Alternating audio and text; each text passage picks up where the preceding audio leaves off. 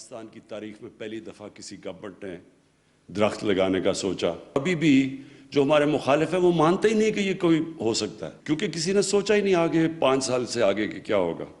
So when I became the Prime Minister, I resolved that we would plant 10 billion trees in Pakistan in the next 4 years.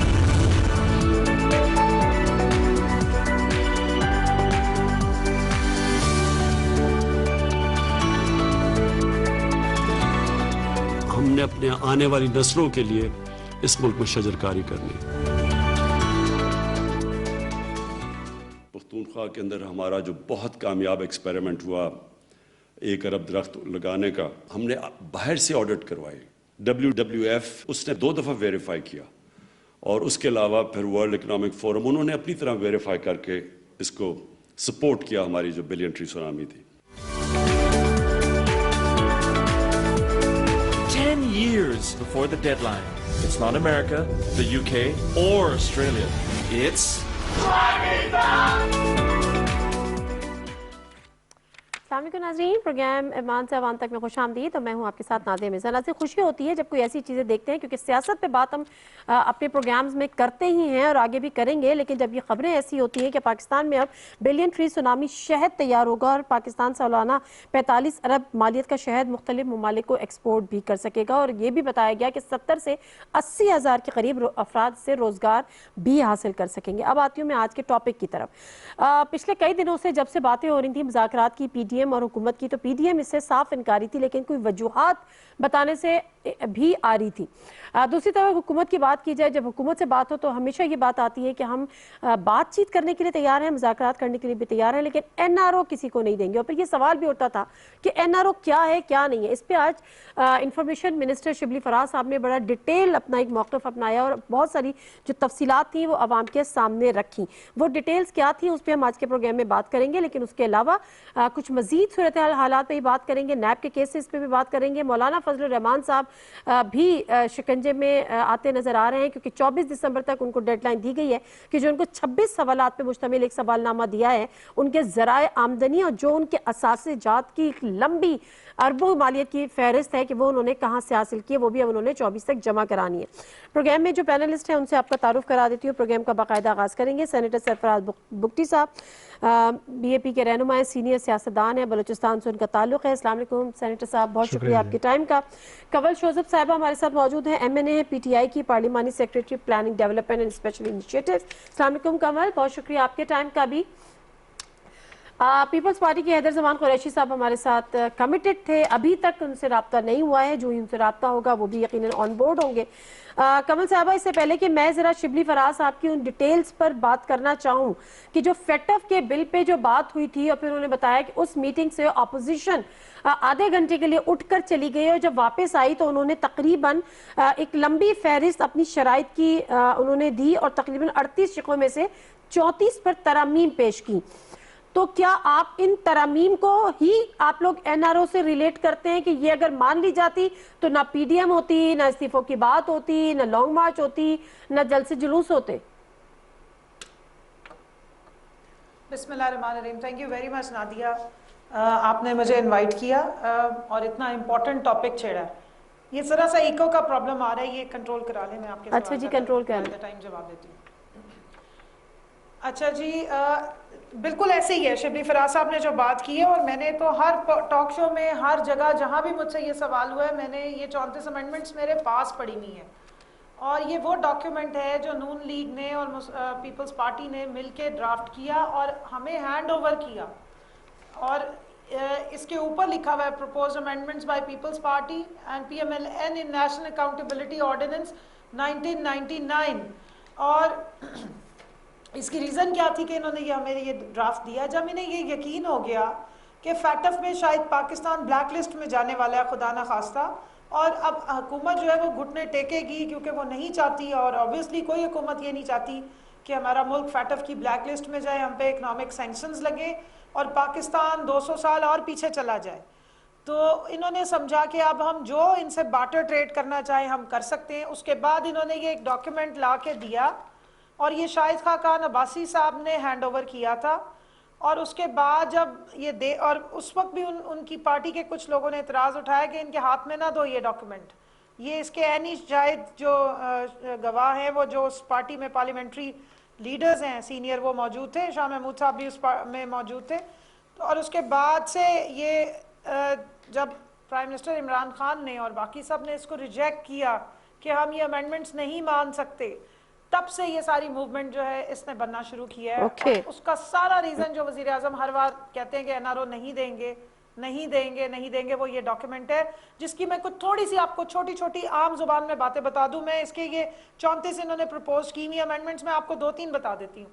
Number 1 آپ سمجھ لیں کہ ایک انہوں نے proposal دیا ہے کہ جس کو 5 سال جس کو سپریم کورٹ نے نااہل کیا اس کی نااہلی کی ٹرم ایک ٹرم بنا دیں, یعنی 5 سال بعد اس کی نااہلی ختم ہو جائے اور وہ دوبارہ الیکشن لڑنے کے قابل ہو جائے, یعنی کہ کلین چٹ ٹو میاں محمد نواز شریف. اچھا 1 ارب سے نیچے کے جتنے بھی رقم 1 ارب سے نیچے کی کرپشن جو ہے وہ نیب نہ دیکھے, یعنی 99 کروڑ سے اوپر کی کرپشن جو ہے 1 روپیہ کا 1 ارب تک کی جو نیچے کے کیسز ہیں ان سب کو این آر او مل جائے, جس میں رمضان شوگر مل کا کیس 67 ارب کروڑ کا ہے اور تقریباً 60 کروڑ کی کرپشن محترم یہ جو ان کے رانا ثناء اللہ ان کے اوپر لگی ہوئی ہے. تو بہت سارے ایسے لوگوں کو اس پہ آگے بات کرتے ہیں. اس کے علاوہ بھی کون صاحب اس پہ آگے بات کرتے ہیں, ایک اور سن لیجئے. اچھا ایک اور بتا. جی ہاں, اور ہاں اسی ٹائپ کی ایک آدھی اور ہے کہ جی آپ نے جو بے نامی کا وہ ہے اس میں اونسٹ ہے اور یا سورسز نہ پوچھی جائیں اور اس کا کنیکشن نہ نکالا جائے, تو اس میں سارے شہباز شریف اینڈ فیملی ان کے تمام بچوں کو اور پناما والوں کو. ٹھیک ہے, ایک میں ایڈ کر دیتی ہوں کہ 1999 سے پہلے کے کیسز بھی نہ سنے جائیں. آصف زرداری. ٹھیک ہے بگٹی صاحب. جی وہ نہیں 5 سال سے پچھلے تک کی جو ہے جو پچھلے 5 سال ہے اس کے بعد والوں کو سب کو الحمدللہ کہہ کے ہضم کر لیا جائے اور پوچھا نہ جائے کہ کتنے اربوں خربوں کے یہاں پہ جو غبن ہوتے رہے. ٹھیک ہے بگٹی صاحب, اس طرح کے این آر اوز ہیں جو ڈیمانڈ کیے گئے ہیں. چلیں بگٹی صاحب, پی ڈی ایم کا سفر شروع ہوا اور اس کے بعد ہم نے دیکھا پنجاب سے شروع ہوا, پھر کراچی گیا, پھر کوئٹہ گیا. ابھی جو یہ جو خاموشی ہے, 1.5 مہینہ کی خاموشی ہے, استعفے آئیں گے, ان کے لوگوں کو ملیں گے, کب ان کا استعمال ہوگا کچھ نہیں پتا, کب لانگ مارچ ہوگی کچھ نہیں پتا, یہ ٹھہراؤ ہے, یہ جو خاموشی ہے, یہ کسی بڑے طوفان کا پیش خیمہ ہے, کیا ہے؟ بسم اللہ الرحمن الرحیم. سب سے پہلے تو آپ کا شکریہ جی.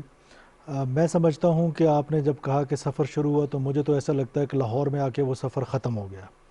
جو لاہور کا ایک فلاپ شو تھا اس نے بہت بڑا پیغام نہ صرف پاکستانیوں کو دیا بلکہ پی ڈی ایم کی اپنی قیادت کو بھی دے دیا کہ اگر آپ اندازہ لگا لیں کہ لاہور جہاں سے پی ایم ایل این کے اتنے ایم این ایز ہیں, اتنے ایم پی ایز ہیں اور پھر ایک تھکلی پاپولیٹڈ ڈویژنز ہیں, لاہور, گجرانوالہ, فیصل آباد, یہ سارے لوگ وہاں پر جنہوں نے اکٹھا ہونا تھا, اور وہ جلسہ جس طرح فلاپ ہوا ہے تو میں سمجھتا ہوں کہ اب ان کو بھی یہ ریئلائزیشن ہو گئی ہے کہ پاکستان کے لوگ جو ہیں وہ اس مومنٹ کے ساتھ نہیں ہیں.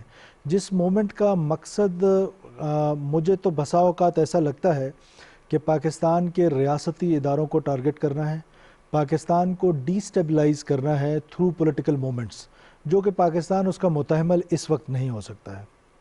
اور جہاں تک اس خاموشی کی بات ہے یا استعفوں کی بات ہے تو استعفے تو تب ہوں کہ جب سندھ گورنمنٹ جو ہے وہ بھی مستعفی ہونے کے لیے تیار ہو, اور پھر یہ بات مانی جائے گی کہ یہ الیکشنز انجینئرڈ تھے اور اس وجہ سے انہوں نے مستعفی ہونے کا فیصلہ کیا ہے.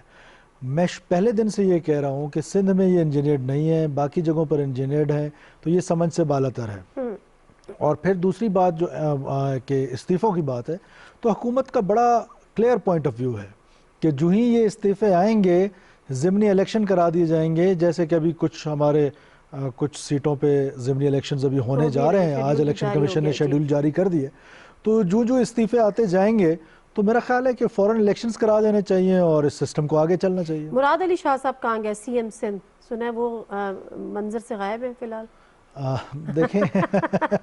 دیکھیں وہ تو نظر آ رہا ہے کہ سندھ پاکستان پیپلز پارٹی جو ہے, محترمہ بے نظیر بھٹو صاحبہ ایک بات کہا کرتی تھی کہ ان کی پولیٹیکل کیریئر میں 1985 کا جو انہوں نے بائیکاٹ کیا تھا الیکشنز کا, وہ سب سے بڑی مسٹیک تھی.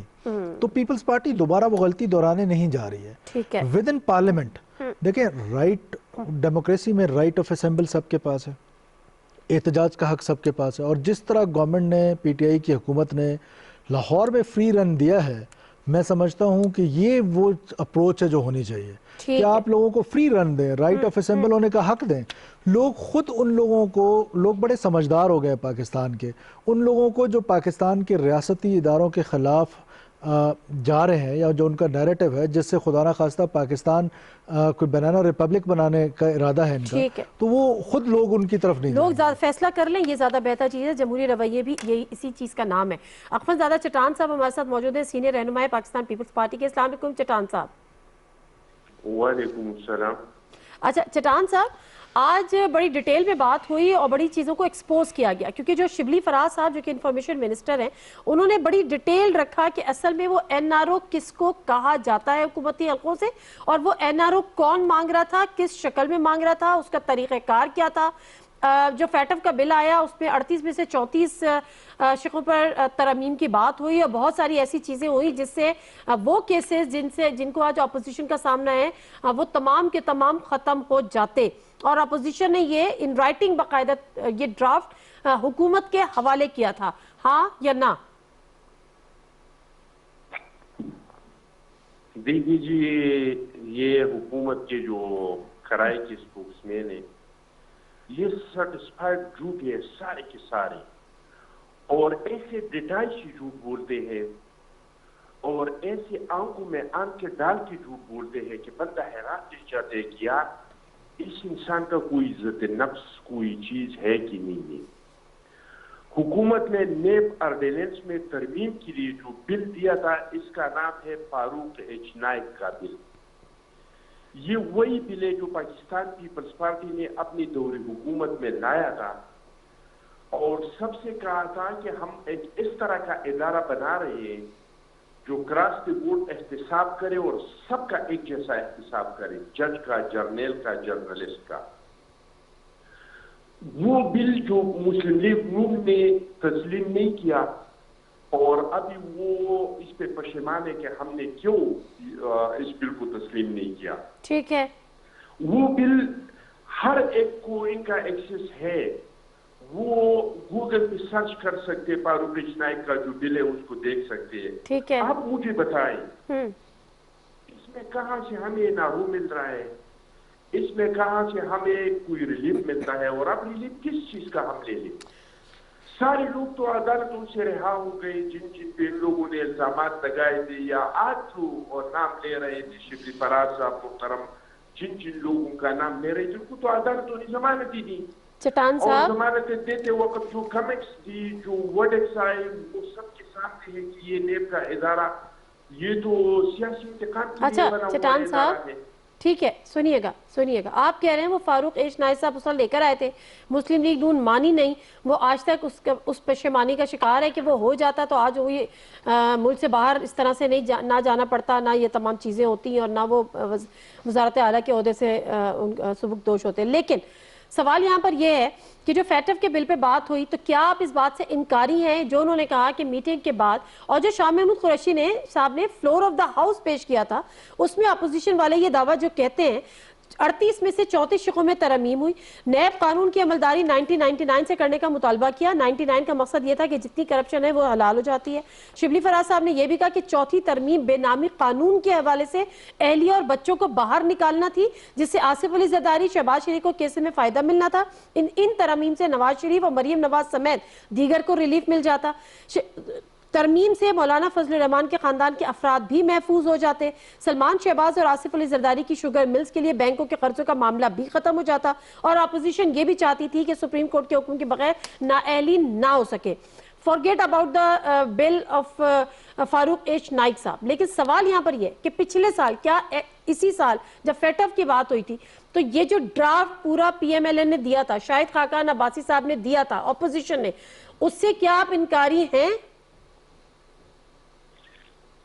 دیکھیے جی, میں آپ کو ایک بات بتاؤں, اب ایک انسان جس بات کا جس طرح انٹرپریٹیشن کرنا چاہتے ہیں وہ اس طرح کر سکتے ہیں, لیکن وہ جو فاروق نائک کا بل ہے اس میں سے کوئی چور کو, کوئی ڈاکو کو کوئی ریلیف ملنے والا نہیں ہے. اس بل میں یہ ہوتا کہ اگر وہ بل منظور ہو جاتا تو آج علیم آبادی صاحبہ سے بھی پوچھا جاتا کہ یہ 162 ارب کے اثاثے کہاں سے آ گئی. آج پی جی والی سے بھی پوچھا جاتا کہ بھائی ایک پی جی سے اتنی جائیدادیں کہاں سے بن گئی. آپ جو یہ بدنامی زمانہ پی آر ٹی بنا ہے جو گرمیوں میں جلتا ہے. لیکن آپ نے میرے سوال کا جواب نہیں دیا. جی میرے سوال کا جواب نہیں دے رہے آپ. کراس کے بورڈ ہوتا, آج حکومت کا بھی احتساب ہوتا, آج اپوزیشن کا بھی احتساب ہوتا. کیونکہ موجودہ جو قوانین ہیں نیب میں, اس میں حکومت کے لیے احتساب کا کوئی نہیں. فردوسہ شقوان صاحب, نادیہ آپ میرے سے پوچھیں, میں آپ کو بتاتی ہوں ساری بابر ڈیٹیلز. روان صاحب کا کیس اچھا ایک سیکنڈ, ختم کیا, چودھریوں کا کیس کس طریقے سے ختم کیا, نہ عدالت میں پیش ہوئی زلفی بخاری کا کیس کس طریقے سے. اچھا ایک سیکنڈ, اب رک جائے گا. اب معذرت کے ساتھ حکومت کا بھی احتساب ہوتا, صرف اپوزیشن کا نہیں ہوتا نا, سب کا ہوتا. لیکن سوال تو میرا یہ تھا ہی نہیں کہ احتساب کس کا ہوتا کس کا نہیں ہوتا. قمر شوذب صاحبہ کلیئرٹی نہیں ہے. وہ احتساب جو ترامیم تھی وہ پیش کی تھی, ان کے تحت وہ بات نہیں مانی گئی. آپ اس کا کوئی جواب دینا چاہ رہی ہیں؟ ان کو پتہ نہیں ہے, یہ بیچارے وہ باتیں کر رہے ہیں جو انہیں رٹوائی گئی ہیں. ایک تو پہلی بات یہ کہ ہم پارٹی کے وہ ممبران ہیں جو پارٹی کے بننے کے فوراً بعد سے پارٹی کے ساتھ موجود ہیں. ہم بالکل قطن کرائے کے ترجمان نہیں ہیں, ہم اپنی پارٹی کے بڑے سٹرونگ قسم کے ورکرز ہیں. دوسری بات یہ ہے کہ یہ پروپوزڈ امینڈمنٹس یہ ان کو بیچاروں کو نہیں پتا ہوگا نا جنہوں نے دی ہیں. اس کا آپ نکالیں, فیٹف سے پہلے کی تقریریں نکالیں اور ذرا خواجہ آصف کی اقرار نامہ سنیے جو میرے بالکل سامنے بیٹھے ہوئے کہہ رہے تھے. جس وقت کھڑے ہو کے شاہ محمود قریشی صاحب نے بتایا کہ انہوں نے یہ امینڈمنٹس دی ہیں, تو انہوں نے کہا کہ یہ ہماری کوئی پردے داری بھی ہونی چاہیے تھی اور آپ سے ساری بات ہوئی تھی, اور اب یہ آگے یہ فلور پہ اس طرح کی باتیں کر رہے ہیں. یہ ڈیلیبریشنز اسپیکر نیشنل اسمبلی کے گھر میں رات کے 3 بجے تک ڈیلیبریشنز ہوتی رہی ہیں. شاہد خاقان عباسی صاحب کی پریس کانفرنس نکالی ہے جو انہوں نے میڈیا کو دی, اور اس کے بعد جو ہمارا ڈیڈ لاک ہوا فیٹف کی نیگوسیشنز پہ, وہ یہ جس دن امینڈمنٹس دی ہیں اس دن سے ڈیڈ لاک ہوا ہے. شہری رحمان نے on the floor of the house کہا ہے کہ جناب ہم نے 80% جو پروپوزڈ امینڈمنٹس تھی اس میں فیٹف کے بل میں, ناٹ دا نیب, وہ ہم نے دی ہیں حکومت کو, ہم نے انہیں سمجھایا, انہوں نے ہماری بتائی ہوئی جو امینڈمنٹس ہیں پروپوزڈ امینڈمنٹس وہ مانی ہیں. محسن رانجھا صاحب نے فرمایا کہ ہم ان کو ٹھیک کرواتے رہے. میں فروغ نسیم صاحب کے ساتھ بیٹھی ہوئی تھی فیٹف والے دن, آپ نے شاید دیکھا ہوگا, 2 امینڈمنٹس میں نے پڑھ کے سنائی ہیں. اس وقت بھی شہری رحمان اور محسن رانجھا یہ سارے آ کے وہاں کھڑے ہو رہے تھے, نوید قمر صاحب, اور آ کے پوری باتیں پوچھ رہے تھے. ان کی دی ہوئی باتوں کو مانتی رہی حکومت اس وقت تک جب تک کہ یہ فیٹف کی امینڈمنٹس نہیں آئی, یہ اس کی نیب کی امینڈمنٹس کا یہ 34 امینڈمنٹس نہیں لے کر آئے. جس دن یہ انہوں نے پروپوز کی اس دن سے پاکستان تحریک انصاف کی حکومت کی اور ان لوگوں کے ساتھ اپوزیشن کے ساتھ ڈیلیبریشن ختم ہو گئی اور ڈیڈ لاک لگ گیا, اور وہاں سے انہوں نے شور مچا دیا. اور یہ اپنے منہ سے اس بات کا اقرار کرتے ہیں کہ فیٹف میں ان کی دی ہوئی بہت ساری امینڈمنٹس کو حکومت نے اس لیے مانا کہ کیونکہ ہم چاہتے تھے کہ مل کے چلے, وہاں سے قومی ایجنڈا اس کے اوپر جو ہے وہ ڈیلیبریشن کے ساتھ معاملات آگے بڑھیں. چلیں معاملہ جب یہاں پر احتساب کا ہے, اچھا کون صاحب ہٹ ہو رہی ہے اور اس کے لیے پورے ادارے کو برباد کرنا چاہتے ہیں, وہ نہیں ہو سکتا. چلیں کمل صاحبہ 1 منٹ, معاملہ یہاں پر احتساب کا ہے. بڑا دل چاہ رہا ہے جلدی سے مولانا فضل الرحمان صاحب پہ بات کر لوں, لیکن اس سے پہلے ایک چیز اور. پی ڈی ایم یعنی اپوزیشن نے جب شروع کی پی ڈی ایم والی اپنی تحریک, تو انہوں نے کہا کہ مہنگائی ہے, بے روزگاری ہے.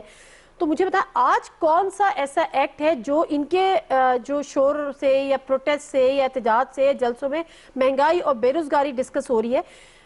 پارلیمنٹ بہتر پلیٹ فارم نہیں تھا کہ جہاں پہ آپ حکومت کو آڑے ہاتھوں بھی لیتے, حکومت پہ تنقید بھی کرتے, جو بھی ڈیو کرٹیسزم ہوتا ہے وہ آپ کرتے, اپوزیشن کا رول پلے کرتے, اگر عوامی مسائل حل کرنا ہی مقصود تھا؟ تو دیکھیں بنیادی طور پہ جب پی ڈی ایم کی تحریک سٹارٹ ہوئی, آ رہی ہوں کمل صاحب, آ رہی ہوں جی بھٹو صاحب. دیکھیں پی ڈی ایم نے جب بنیادی طور پہ تحریک سٹارٹ کی تو انہوں نے نہ مہنگائی پہ کی نہ کسی اور چیز پہ کی. انیشلی تو انجینئرڈ الیکشنز پہ کی, وہ اپنا ایجنڈا پیچھے رکھ دیا.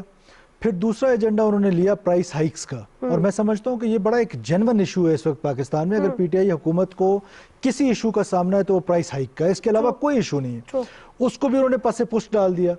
اب وہ آگے ریاستی اداروں کے خلاف ایک منظم قسم کا پروپیگنڈا ٹول کا حصہ بنا کر, اور انہوں نے اپنے اس ایجنڈا کو لیڈ دے دی, باقی سارے ایجنڈا پیچھے چلے گئے.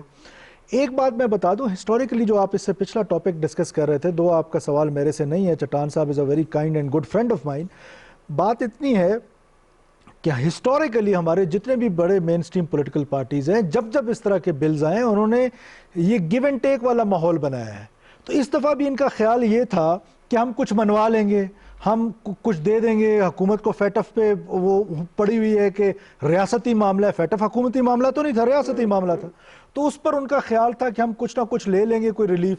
ان کو نہیں پتا تھا کہ عمران خان ریلیف دینے کے لیے نہیں آیا ہے. ان کو نہیں پتا تھا کہ یہ پہلی دفعہ پاکستان کی تاریخ میں ہو رہا ہے کوئی ایک ایسا شخص آیا ہے جو یہ کہہ رہا ہے کہ اچھا یار حکومت چلی جاتی ہے تو چلی جائے, میں دوبارہ آ جاؤں گا, میں دوبارہ الیکشن کرا دوں گا. جی کون سا پرائم منسٹر آج تک کہتا رہا ہے؟ تو کہنے کا مطلب ہے کہ وہ جو ایجنڈا تھا وہ سارا پیچھے چلا گیا. اور احتساب کی بات کریں, حکومت پہ آج میں آپ کو 2 مثالیں دے دیتا ہوں. ایک ہمارے سینیٹر انوار الحق کاکڑ صاحب ہیں, کبھی وہ پبلک پوزیشن میں وہ نہیں رہے, کبھی وہ گورنمنٹ کی پوزیشن میں نہیں رہے.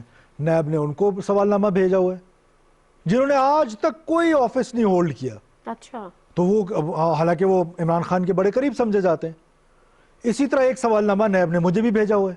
اچھا آپ کو بھی دیا ہے؟ جی بالکل. تو آپ اس بھی میں نیب کیا زدہ ہے؟ نہیں, میں نیب زدہ نہیں ہوں. ایک سوال نامہ آیا ہے, ان کا ایک کوئریز ہے, ایک ادارہ بنا ہوا ہے, اس کے قانون کس نے بنائے؟ ہم پارلیمنٹیرینز نے بنائے ہوئے نا. آج قانون میں جمہوریت میں طریقہ کیا ہے؟ موقع ملا تھا ہٹا دیتے. جس چٹان صاحب کہہ رہے تھے کہ وہ نون لیگ کو پسند نہیں تھا, پھر جب نون لیگ نے کیا تو پیپلز پارٹی نے سپورٹ نہیں کیا.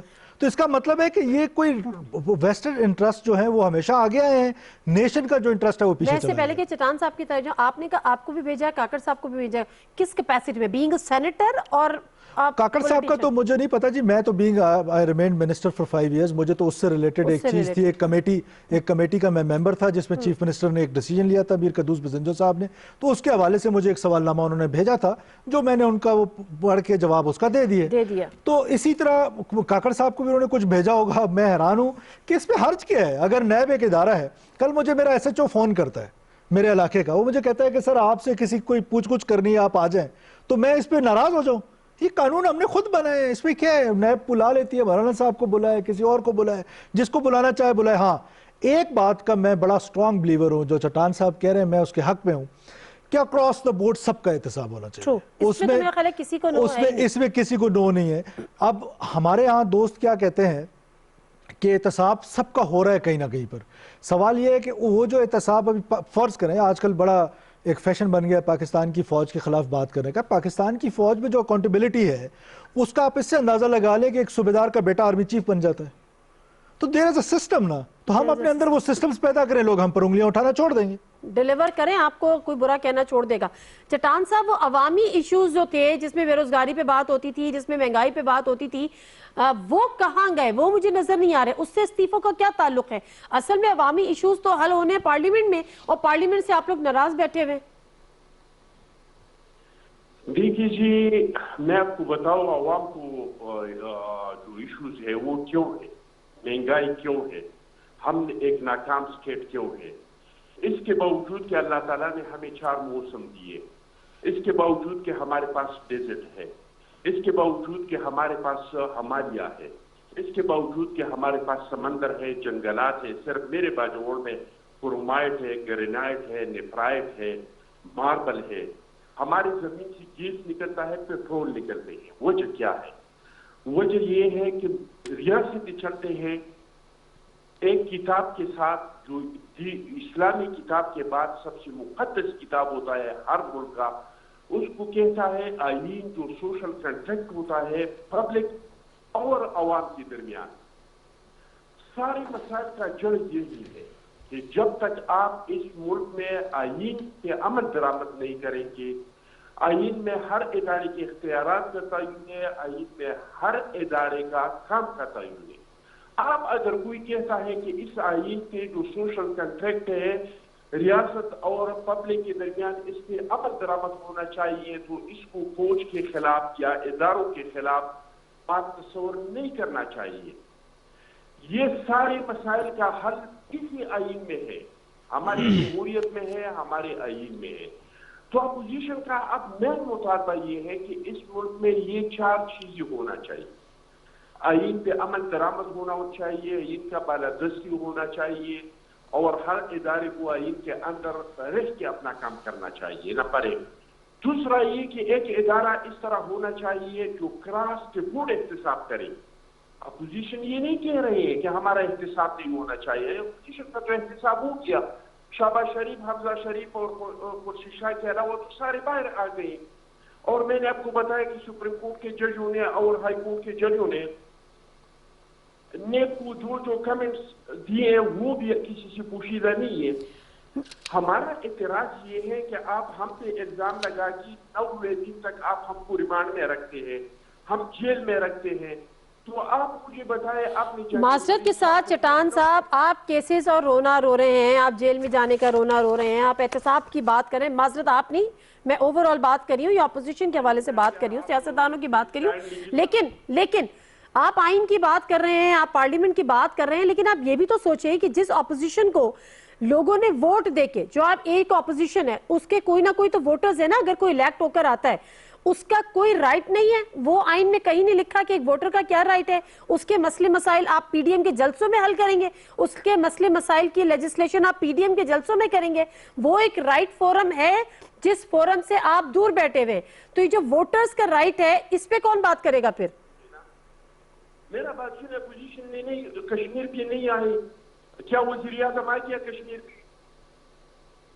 اچھا, اپوزیشن جو ہے انہوں نے کووڈ پہ آ گئی, انہوں نے اپنا تقریر کر کے واپس نہیں چلا گیا. اپوزیشن کیا کرے؟ اپوزیشن نے 2.5 سال کوشش کی, لیکن یہ لوگ سنجیدہ نہیں ہے. چلیں میں ذرا کمل صاحب سے بات کر لوں, مجھے 2 منٹ دے دیں چٹان صاحب. اپوزیشن سنجیدہ نظر آتی ہے آپ کو عوامی معاملات کے حل کے لیے, سیاسی معاملات چھوڑ دیجئے. کمل صاحبہ, ابھی 27 کو انہوں نے پھر برسی رکھی ہوئی ہے اور اس کے لیے وہ گھر گھر جا کے سب کو انویٹیشن ایکسٹینڈ کر رہی ہیں. اس وقت سب سے زیادہ اگر کرونا کا ریٹ آپ کو نظر آ رہا ہے نا ڈیزیز سپریڈ کا, تو وہ آپ کو کراچی میں پتہ لگ رہا ہے, سیکنڈ نمبر پہ سکھر میں پتہ لگ رہا ہے. اور 27 کو جو یہ برسی کرنے جا رہے ہیں وہ عوامی فائدے کے لیے کی جا رہی ہے. یہ جو پی ڈی ایم کے جلسے ہو رہے تھے یہ عوامی فائدے کے لیے ہو رہے ہیں. جس شہر میں انہوں نے جلسہ کیا وہاں پہ اس وقت آپ دیکھ لیں کہ کیا کرونا کے سٹیٹسٹکس کیا آ رہے ہیں. تو عوام سے تو ان کا کوئی لینا دینا نہیں ہے. یہ بالکل کلونیل لیگیسی کو لے کے آگے بڑھ رہے ہیں. جس وقت وہ چرچل کو خط گیا تھا کہ یہاں پہ بنگال میں ہو رہا تھا, اس وقت قحط سالی ہو رہی تھی, تو اس نے کہا تھا میری پرواہ سے جو بھی ہیں یہ کالے بنگالی مرتے ہیں مرے, میں اپنی فوج پہ پیسے لگاؤں گا. ان کا بھی وہی مائنڈ سیٹ ہے. معذرت کے ساتھ عوام جائے بھاڑ میں جائے, بے شک 40% وہاں پہ غربت سے نیچے سے ان میں لوگ رہ رہے ہیں. 10-12 سالوں میں انہوں نے کتنے عوامی مسائل حل کیے ہیں. صحت کے اوپر انہوں نے کیا کام کیا ہے, کیا انفراسٹرکچر ہے. ایک ایمبولینس سروس نہیں آج تک دے سکیں. باتیں ہم ان کی سنیں تو زمین آسمان ایک کر دیتے ہیں. ڈیموکریسی کی بات بڑی اچھی کی ہے بگٹی صاحب نے. مجھے یہ بتا دیں کہ یہ ڈیموکریسی ہے جس میں آپ موروثیت لے کے چل رہے ہو, جس میں آپ جو پرانے سابق صدر ہیں تو بس ان کا بچہ جو ہے اس کی حق ہے کہ وہ وزیر اعظم ملک کا بنے, یا اس کی والدہ وزیر اعظم رہی ہے تو اس کا حق ہے, وہی آگے آ سکتے ہیں. میں اور آپ تو بات بھی نہ کریں کیونکہ ہمیں تو یہ غلام تصور کرتے ہیں. دوسری بات ہے کہ جہاں نیب کے ادارے کی بات ہوئی, میں اتنا ان کو یاد کرا دوں کہ 35 سالوں سے آپ حکمران رہے ہیں, تو ظاہر ہے آپ کے اتنے بڑے بڑے ماشاءاللہ پلندے ہیں جو نیب میں پڑے ہوئے ہیں, تو وہ پہلے خالی ہوں گے تو اگلوں کی باری آئے گی نا. چودھری نثار صاحب نے 2015 میں بیٹھ کے یہ تھپا رکھ کے, اور اس کے بعد انہوں نے پریس کانفرنس کی تھی خورشید شاہ کے خلاف. تو اب اگر وہ کیس کھل گئے ہیں یا وہ سامنے چل پڑا ہے کام, تو وہ ختم ہوں گے تو پھر ہماری باری بھی آ جائے گی. اگر ہم نے کوئی 2 نمبری کی ہوگی, 6 نمبری کی ہوگی, تو ہمیں بھی وہ لیٹر بھیج دیں گے. اسی لیے خورشید شاہ صاحب جو ہے وہ مذاکرات کے حامی بھی ہیں, بات انہوں نے یہ کی ہے. کیا فنی بات کی میرے. اچھا, دوسری ایک چیز میں آپ کو صرف بتا دوں, یہ جو شروع میں آپ نے بات کی تھی کہ یہ پی ڈی ایم کی موومنٹ اور سینٹ کے الیکشن, ان کی معاملات میں بگٹی صاحب نے بہت اچھے طریقے سے ایکسپلین کیا. میں 2 پوائنٹس اور دے دوں. انتہا کی اس میں آپ کو کانٹرڈکشن نظر آ رہی ہے. مریم صاحبہ کھڑی ہو کے فرماتی ہیں کہ ہم نے تمام الیکشنز کا بائیکاٹ ہے. احسن اقبال کہتے ہیں ہماری نظر جنرل الیکشن پہ ہے, اور یہ یو ٹرن لے کے کہہ رہے ہیں کہ ہم نے ضمنی الیکشن کرانے. اگر آپ نے استعفے دینے ہیں سندھ کی حکومت سے اور آپ نے قومی اسمبلی سے بھی استعفے دینے, تو پھر آپ ضمنی الیکشنوں میں کیوں جا رہے ہیں, کیوں انٹرسٹ ہے؟ تو ان کا آپس میں اس وقت اس بات پہ شدید اختلاف ہے. پیپلز پارٹی ضمنی الیکشن مانگ رہی ہے اور نون لیگ کہتی ہے کہ ہم نے ٹوٹل الیکشنز کا ہی بائیکاٹ کرنا ہے. پھر سینٹ سے آپ کا کیا لینا دینا ہے؟ اگر آپ بائیکاٹ کرنے جا رہے ہیں, اگر آپ استعفے دینے جا رہے ہیں, تو سینٹ کے الیکشن جیسے بھی ہوں گے ہو جائیں گے. آپ کو کیا مسئلہ ہے؟ تو یہ ابھی آپ دیکھتے جائیے کہ یہ پی ڈی ایم کی موومنٹ جا کے پھٹے گی کدھر. اس کی یہ جو جو عوامی تحریکیں نہیں ہوتی، عوام کے لیے نہیں ہوتی، اس میں آپ کو ایسے ہی ڈفرینسز نظر آتے ہیں، چاہے مولانا فضل الرحمان کے خلاف شیرانی صاحب کھڑے ہو حق سچ کی بات لے کے، یا حافظ حسین احمد کھڑے ہو، یا پھر جاوید لطیف اور رانا ثناءاللہ کی بات ہو، یہ بھی یا ایک کام ہے، مولانا شیرانی صاحب کی بھی بڑے پیپلز سٹیٹمنٹس پارٹی آئے کی کہ بات ہو۔ بالکل صحیح ہے، بالکل صحیح، میں اس پہ بھی بات کروں گی۔ ابھی ان کے چیف منسٹر جو ہے وہ امریکہ چھٹی لے کے گئے ہوئے ہیں، ان کو لگ رہا ہے کہ کرونا جو ہے اس کو آٹو پائلٹ پہ ڈال کے نا سندھ کو، تو وہ اپنے بچے لے کے، تو انہوں نے کہا میں ذرا سندھ تو ویسے بھی آٹو پائلٹ پہ، سندھ کی تو آپ بات چھوڑ دیں پہ صبح چلتا رہے۔ اچھا ایک سیکنڈ سرفراز بگٹی صاحب، میں اس سیاسی بحث سے الگ ہو کے، کیونکہ جب بھی آپ میرے پروگرام میں آتے ہیں تو میری تھوڑی سی کوشش ہوتی ہے کہ آپ سے تھوڑا سا ٹائم مانگ لوں بلوچستان کے حوالے سے بات کریں، کیونکہ وہ ایک ایسا سبجیکٹ ہے جو بڑا سینسیٹیو بھی ہے لیکن بڑا ٹچی بھی ہے، اور اس کے ساتھ ساتھ ضروری بھی ہے کہ اس کو کہیں نہ کہیں ہم ایڈریس کر لیں، جو نارملی ہم نہیں کر پاتے۔ بلوچستان میں ابھی ہم نے جو ریسنٹ میں سنا تھا کہ 2 BRA کے لوگ بھی کچھ مارے گئے ہیں، وہاں پہ کچھ جھڑپیں ہوئی ہیں، کیا حالات کیا ہیں وہاں پر؟ دیکھیں یہ BRA کے جو آپ مینشن کر رہے ہیں، یہ افغانستان میں قندھار کے قریب ان پر حملہ ہوا ہے، اور یہ ظاہر ہے افغانستان ایک اس طرح کا سٹیٹ ہے جہاں پر کابل کا جو گریپ ہے وہ شاید 10-15 کلومیٹر سے باہر نہیں ہے، تو یہ وار لارڈز کی آپس کی لڑائی ہے جس میں BRA BLA اور UBA یہ سب آپس میں لڑ رہے ہیں، اور ان کا جو لڑائی کا شاخسانہ ہے وہ وہاں کراس بھی پہنچ گیا ہے، اور پھر اس کا الزام بھی یہ بڑی ڈٹائی کے ساتھ پاکستان پہ لگا دیتے ہیں۔ تو یہ ان کے لیے سیف ہیون تھا، وہاں یہ ٹریننگ کرتے تھے، NDS اور را کے پیٹرنیج میں وہاں رہ رہے تھے، بلکہ افغانستان کی اسٹیٹ پیٹرنیج بھی ان کو حاصل تھی، تو ظاہر ہے یہ اتنے سینسٹیو ایریاز میں قندھار جیسی جگہ پر، تو یہ ان کی آپس کی جو لڑائی ہے اس کا شاخسانہ ہے، اور وہ 2 ٹیررسٹ جو ہے وہ وہاں پر مارے گئے ہیں۔ اچھا جب بات ہو رہی ہے مذاکرات کی، ہمیشہ جب بھی ہم کسی بھی اس پہ ایسی گلی میں انٹر ہو جاتے ہیں تو پھر ہوتا ہے کہ اینڈ آف دی گیم جو ہے وہ ڈائیلاگز ہی ہیں۔ پھر مجھے ڈائیلاگز کے حوالے سے پھر بلوچستان یاد آ جاتا ہے کہ وہاں پر بھی ایک بڑا پریشر تھا کہ جی جو ناراض بلوچ ہے ان سے مذاکرات، وہ کیا اسٹیٹس ہے؟ ایک تو یہ آپ ان کو ناراض بلوچ نہ کہیں، کیونکہ ہماری اسمبلی نے بھی ریزولوشن دی ہوئی ہے کہ یہ ناراض بلوچ نہیں، یہ ٹیررسٹ ہیں، اور میں بار بار یہ کہتا تھک گیا ہوں، مین سٹریم نیشن جو ہے نا وہ ڈیول مائنڈ سیٹ میں ہے کہ یہ کیوں ناراض بلوچ ہیں، یہ دہشت گرد ہیں، یہ ٹیررسٹ ہیں، را فنڈڈ لشکر ہیں۔ اب مذاکرات کی جہاں تک بات ہے، دیکھیں میں تو اس کو ریلیٹ کرتا ہوں 2 کے بہت سارے لوگ شاید مجھ سے اختلاف بھی کریں، اور میں کسی کی ذات کے حوالے سے بات نہیں کر رہا ہوں، میں بڑی سینسٹیو بات کرنے جا رہا ہوں۔ دیکھیں فرام دا ڈے فرسٹ اس پہ کوئی 2 رائے نہیں ہے کہ انڈینز نے یا اس طرح کے بہت سارے ممالک نے پاکستان کو فرام دا ڈے فرسٹ قبول نہیں کیا دل سے، اور وہ چاہتے ہیں کہ پاکستان ڈی اسٹیبلائز ہو۔ اب اس سے پہلے کیا تھا کہ جتنے بھی پاکستان میں پراکسیز ہوئی ہیں وہ تمام کی تمام پراکسیز انہوں نے ملیٹنسی کے حوالے سے بنائی ہیں، چاہے وہ TTP کی صورت میں ہو، BLA کی صورت میں ہو، پشتون ظلمے کی صورت میں ہو، چٹان صاحب کو یاد ہوگا 1970s میں، اور اس طرح یہ جتنی بھی بنی لشکر جھنگوی ہو یا اس طرح کے بہت سارے ہوں، یہ سب بری طریقے سے فیل ہوئے ہیں پاکستان میں۔ اور کیسے فیل ہوئے کہ ایک تو پاکستان کی فوج نے ان کے خلاف بھرپور کارروائی کی ہے، دوسرا پاکستان کے لوگوں نے تمام واک آف لائفز نے ان کو کنڈیم کیا ہے، اور اس دہشت گردی کو، وائلنس کو، اس کو برا جانا ہے۔ اب انہوں نے کیا کیا ہے کہ اب ان کا جو فوکس ہے، بالخصوص انڈینز کا جو فوکس ہے، وہ پاکستان کو پولیٹیکل مومنٹس کے تھرو ڈی اسٹیبلائز کر رہے ہیں، جس کی سب سے بڑی مثال PTM ہے۔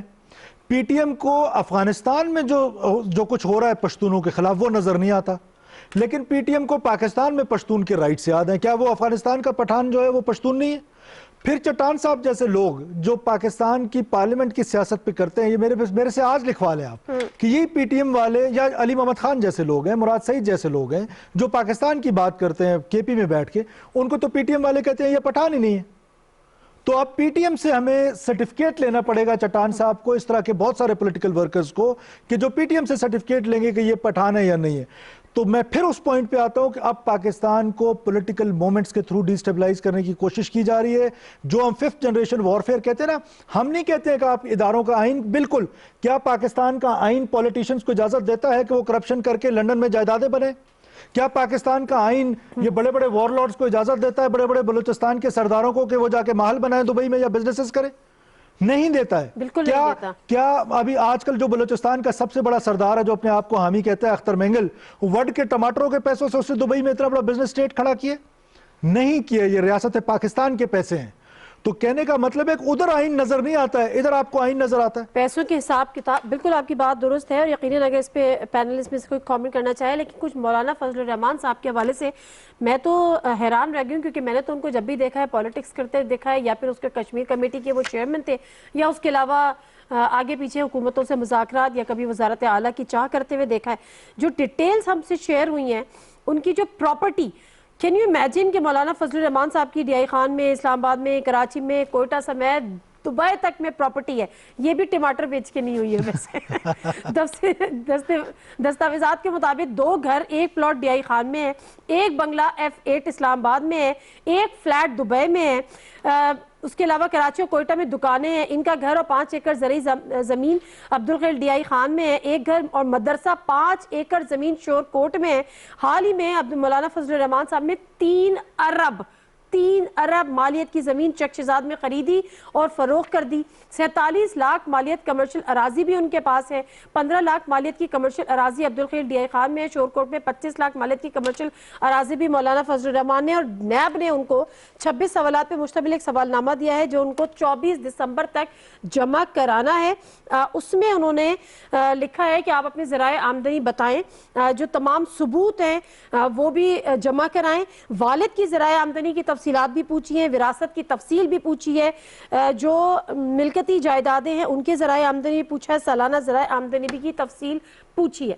چٹان صاحب، آپ کی نظر میں یہ سوال نامہ ان کو جائز بھیجا گیا ہے یا ناجائز بھیجا گیا ہے؟ دیکھیے جی، میں آپ کو یہ بتاؤں کہ مولانا فضل الرحمان کو بھی بیچنا چاہیے، لیکن ہر ایک کو بیچنا چاہیے. پر فنڈنگ کیس جو ہے اس کا بھی پوچھنا چاہیے. اور ماضی میں ہم نے کیا یہ میڈیا ٹرائل نہیں چلایا جرنیلی میڈیا نے؟ وہ جو دکھا رہے تھے زرداری صاحب کا ایک کنٹینر دکھا رہے تھے کہ یہ ڈالر سے بھرا ہوا ہے اور یہ پکڑا گیا اور سوشل میڈیا پہ اور اس پہ ٹی وی پہ چلایا تھا. آپ کو بتایا وہ کنٹینر کہاں ہے؟ جو سب کے اسپیکر پہ چھاپا مارا گیا اور جو سونے کا ایک ڈیر بتاتا تھا کہ یہ ڈیر ہے، وہ کہاں ہے؟ یہ باقی جو لوگ پکڑے گئے تھے ان کے وہ کرپشن کہاں ہے؟ لیکن یہ سوال نامہ جائز ہے، یہ سوال نامہ جائز ہے. اربوں کی جائیدادوں کا کوئی نہ کوئی حساب کتاب ہونا چاہیے یا چھوڑ دینا چاہیے؟ بالکل ہونا چاہیے، لیکن کراس رپورٹ ہونا چاہیے. ایسی ٹارگٹ نہیں. تو ایسے میں ایک سیکنڈ چٹان صاحب، اگر بکٹی صاحب میرے پروگرام میں بیٹھے ہوئے ہیں، حکومت کا حصہ ہے، وہ کہہ رہے ہیں ان کو بھی نیب کا سوال نامہ گیا ہے، انہوں نے جواب دائر کر دیا. انوار الحق کاکڑ صاحب حکومت کا کے اتحادی ہیں، بڑی اہم ہے، سینیٹر ہیں، ان کو بھی سوال نامہ گیا ہے. تو یہ اکراس دی بورڈ کی ایک ایگزامپل نظر نہیں آ رہی آپ کو؟ یہ تو اپوزیشن نہیں ہے. نادیہ میں تو کہہ رہا ہوں کہ اس کی سوال نامہ نادیہ، کرپشن تو اکراس دا بورڈ نہیں ہوئی نا، جس کے جتنے کرتوت ہیں اسی حساب سے جواب آئیں گے. چٹان صاحب بات کمپلیٹ کر لیں. اچھا، میں یہ کہہ رہا ہوں کہ ہمیں کسی کو بھی سوال نامہ بھیجنے پہ کوئی اعتراض نہیں ہے. نہ بلاول صاحب کو ہے، نہ زرداری صاحب کو ہے، نہ نواز شریف صاحب کو ہے. ہر ایک کو جواب دینا چاہیے. لیکن یہ سوال نامے جو ہے یہ صرف اپنے مخالفین کو نہیں بھیجنا چاہیے، یہ سب کو بھیجنا چاہیے. سب سے پہلے عمران خان صاحب سے پوچھیے بنیگانا ٹماٹر سے بنا ہے. یہ ابھی جو انہوں نے یہ گھر بنایا وہ تو انہوں نے بنا ہے. اچھا، جو 162 ارب کے علی مباجی کے اثاثے ہیں، کیا یہ ٹماٹر سے بنے؟ تو پھر ان کو بھی دیجیے. اچھا ایک سیکنڈ، اس کا جواب میرا دل چاہ رہا ہے دوں، لیکن میں نہیں دینا چاہ رہی. کمل صاحبہ، کیا وزیر اعظم عمران خان صاحب نے اپنی پوری منی ٹریل عدالت میں دے نہیں دی تھی؟ جی، صادق اور امین کا سرٹیفکیٹ تبھی ملا تھا، اور آج سے تقریباً 4 دن پہلے وہ ڈیٹ گزری ہے جس دن وزیر اعظم عمران خان صاحب نے ان کے بنائے ہوئے 6 سیاسی کیسز پہ جو دھرنے کے دنوں میں بنائے گئے تھے، ان میں سے ایک کیس تھا جس میں انہوں نے 40 سال پرانی اپنی پوری ٹرسٹ ڈیڈز اور 60 انہوں نے ریسیٹس جا کے دی تھی. اور علیمہ باجی کے جو بھائی ہیں عمران خان صاحب، وہ 2018 اگست میں جا کے وزیر اعظم فرسٹ ٹائم بنے ہیں. وہ کوئی پچھلے 50 سالوں سے وزیر اعظم نہیں ہے کہ وہ اپنی بہن کو یہاں سے ملک کے پیسے لوٹ کے تو ان کا کاروبار کروا رہے تھے. علیمہ باجی جو ہے وہ لنڈن اسکول آف جو اکنامکس ہے اس کی کوالیفائڈ ایم بی اے اور اس کے بعد ان کا کاٹن اینڈ کاٹن برانڈ ہے جو پاکستان پورا جانتا ہے کہ کتنے عرصے سے ہے. وہ ایک پاکستان کی شہری تھی اور جو پبلک آفس ہولڈ نہیں کرتے نا یہ لوگ, ماضی میں نہیں کیا نہ پبلک آفس ہولڈ کرتی ہیں نہ ادی فریال تالپور کی طرح وہ کوئی پی ٹی آئی کی ڈیزگنیشن ہولڈر ہے. نہیں تو عمران خان کی چاروں بہنیں اس وقت ایم این اے یا سینیٹر ہوتی, ایک بھی اپنے خاندان سے کسی بندے کو نہ انہوں نے ایم این اے کی سیٹیں ریزرو میں دی ہیں نہ انہوں نے سینیٹ کی سیٹیں دی ہیں. ان کو بھی آتا تھا یہ سارا کچھ کرنا. آپ کی زرداری صاحب کی طرح ایک کوئی ہیلتھ منسٹر, ان کی بہن بھی ڈاکٹر ہے, بڑی پرانی ڈاکٹر ہے اور بڑی لائق ڈاکٹر ہے, وہ بھی ہیلتھ منسٹر بن سکتی تھی. ان کے ہسبینڈ بھی یہاں پہ کچھ نہ کچھ لگے ہوئے ہوتے, دوسری بہن کو بھی کچھ نہ کچھ لگایا ہوا ہوتا. تو یہ انا ونڈے ریوڑیاں مڑ مڑ اپڑیاں نو ہمارے اس میں پارٹی میں یہ کام نہیں ہوتے. اچھا ایک سیکنڈ, دوسری بات یہ ہے کہ جو اکراس دا بورڈ کی کہہ رہے ہیں, اکراس دا بورڈ تو ہو رہی ہے, لیکن مسئلہ سارا یہ ہے کہ ایک طرف اگر کھربوں روپے کھائے گئے ہوں, ہڑپ کیے گئے ہوں, کرپشن کے محل مینار بنے ہو, سرے محل بنے ہو, ایون فیلڈ اپارٹمنٹس بنے ہو, پناما جیسے پیپرز میں آپ کی لیکس آ رہی ہوں, اور دوسری طرف ہو ہی کچھ نہ, تو پھر پل صراط پہ تو ساروں نے ہی گزرنا ہے. تو سارے تو نہیں کٹ کے وہاں پہ گریں گے. جس نے جو کرتوت کیے ہوں گے اس کے مطابق ہی ان کے اوپر جائیں گے, اس کے مطابق ہی ان کو لیٹرز جائیں گے. مجھے لگتا ہے کہ مولانا صاحب نے بارٹر ٹریڈ کر کے جو اگلے جہان میں انہوں نے جائیدادیں بنوائی تھی وہ ادھر امپورٹ کر لی ہیں. اچھا ایک سیکنڈ, ذرا مولانا صاحب کی بات ہے, ذرا بلوچستان سے بڑا اسٹرانگ ان کا ووٹ بینک ہے, مجھے بات کرنی تھی سینیٹر صاحب سے. ایک سیکنڈ, ٹھیک ہے ٹھیک ہے کمل صاحبہ. سینیٹر صاحب, بلوچستان میں بڑا ووٹ بینک ہے اور مولانا صاحب کو بھی آپ اچھی طرح سے جانتے ہوں گے, اور مولانا صاحب کے والد کو بھی. اب یہ جو ذرائع آمدنی اور اربوں کی جائیداد ہے, کیا بزنس کیا ہے ویسے ان کا؟ دیکھیں میں تو اس پر اتنا کمنٹ نہیں کر سکتا ہوں. ایک تو مولانا صاحب سے ایک احترام کا رشتہ بھی ضرور ہے, لیکن ساتھ ساتھ جی میں آگے آ رہا ہوں اس میں, ساتھ ساتھ یہ تو ان کا کوئی ترجمان بتا سکتا ہے کہ یہ آپ کی نظر میں, مطلب میری نظر میں تو ان کی اتنی انکم نہیں ہے جتنی جائیداد آپ بتا رہے ہیں. ظاہر ہے وہ میری نظر میں بالکل اتنی انکم مولانا صاحب کی نہ ہو سکتی ہے اور نہ ہے یہ جو آپ نے لسٹ دی ہے. باقی ان کا ترجمان یہ تو اربوں کی جائیدادیں تو آئی ہیں نا, میڈیا پہ آئی ہیں, نیوز پیپرز میں آئی ہیں. میرا نہیں خیال کہ ان کا کوئی سورس آف انکم اتنی زیادہ ہے کہ مولانا صاحب اتنی جائیداد بنا سکیں. تو کیا یہی وہ وجہ ہے جس کی وجہ سے وہ پریشانی ہے, جھنجھلاہٹ ہے, غصہ ہے؟ صرف یہ وجہ نہیں ہے, اس میں بہت ساری وجہ ہیں. اور میں آپ سے کہہ رہا ہوں نا کہ سب سے بڑی وجہ یہ ہے کہ پاکستان کی تاریخ میں پہلی دفعہ کچھ انہونی چیزیں ہو رہی ہیں. اور وہ انہونی چیزیں کیا ہیں کہ پولیٹیکل بلیک میلنگ جو ہے اس کا خاتمہ ہو رہا ہے. انہونی چیز کیا ہے کہ پہلی دفعہ جو ٹاپ موسٹ پہ بندہ بیٹھا ہوا ہے وہ کرپٹ نہیں ہے, اس پر کوئی کرپشن کے چارجز نہیں ہیں. اچھا اس کے بعد پہلی دفعہ ایسا ہو رہا ہے کہ اس کو جب اپرچونٹی ملی ہے کہ پنجاب کا وزیر اعلیٰ کس کو بنانا ہے, اس نے اپنے کسی دوست کو نہیں بنایا ہے, اس نے اپنے کسی ایک ایسے آدمی کو اٹھا کے وزیر اعلیٰ بنایا ہے جو سب سے بیکورڈ ترین علاقے کا بندہ ہے اور اس کو وزیر اعلیٰ بنایا اور اس کے ساتھ کھڑا ہے. یہ پاکستان کی تاریخ میں پہلے ایسا نہیں ہوتا ہے. جس کو اپرچونٹی ملتی ہے اس کا بھائی وزیر اعلیٰ ہوتا ہے, چاچا ماما ہوتا ہے. میں ذاتی طور پہ یہ سمجھتی ہوں کہ جب آپ اس تکلیف دہ اور اس پریشانی, اس تکلیف دہ پروسیس سے گزرے ہوتے ہیں نا, تو پھر آپ کو اس چیزوں کا اندازہ ہوتا ہے, اس کا ادراک ہوتا ہے. اگر وزیر اعلیٰ پنجاب نے وہ دن دیکھے ہیں یا وہ وقت دیکھا ہے یا وہ غربت دیکھی ہے تو ان کو وہ غریب کا احساس بھی ہوگا. اس کے ساتھ ساتھ جو ایک خبر جو اس میں وہ خود بھی جی اللہ تعالیٰ ان کو صحت دے. مجھے بھی یہ خبر ملی ہے کہ وہ کووڈ, تو اللہ تعالیٰ ان کو صحت عطا کرے اور جلد از جلد ان کو صحت یاب کرے. پروگرام کو ہم یہیں پہ ختم کرتے ہیں. چٹان صاحب بہت بہت شکریہ, کمل صاحب آپ کا بھی شکریہ, سینیٹر صاحب آپ کا بھی بہت بہت شکریہ.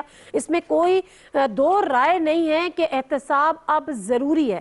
مطلب اس کے بغیر اب یہ ملک یا اس طرح سے گاڑی آگے چل نہیں سکتی اگر معاملہ صرف لاکھوں کروڑوں کا نہ ہو بلکہ اربوں اور کھربوں کا ہے. اور فضل الرحمان صاحب پہ واجب ہے, جس طرح سینیٹر صاحب بھی کہہ رہے ہیں کہ کم از کم ان کی نالج میں نہیں ہے کہ ان کا اتنا کوئی ذرائع آمدنی ہے کہ وہ اربوں کی جائیدادیں بنا لیں. اب 24 دسمبر دور نہیں ہے, لیٹس سی کہ وہ جواب نامہ دائر کرتے ہیں یا نہیں کرتے, یا پھر استعفوں کی بات کرتے ہیں اور ایک اور جلسے کا اعلان کرتے ہیں. نادر مرزا کو پروگرام سے اجازت دیجیے. اللہ حافظ.